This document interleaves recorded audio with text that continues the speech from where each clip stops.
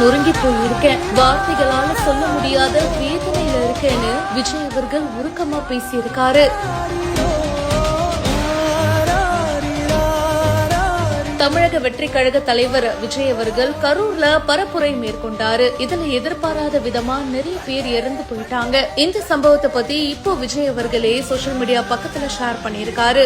இதையும் நொறுங்கி போய் இருக்கேன். வார்த்தைகளால சொல்ல முடியாத வேதனையிலையும் துயரத்திலையும் இருக்கேன். கரூர்ல இறந்து போன எனது அருமை சகோதர சகோதரிகளுடைய குடும்பங்களுக்கு என்னுடைய ஆழ்ந்த அனுதாபங்களையும் இரங்கலையும் தெரிவிச்சுக்கிறேன். ஹாஸ்பிட்டல்ல சிகிச்சை எடுத்துட்டு வரவங்க ரொம்ப சீக்கிரமா குணமடையணும் அப்படின்னு பிரார்த்திக்கிறேன்னு இந்த பதிவை ஷேர் பண்ணிருக்காரு. விஜய் அவர்களும் பயங்கர வேதனையில இருக்காரு அப்படின்றது இந்த பதிவு மூலமா தெரியுது.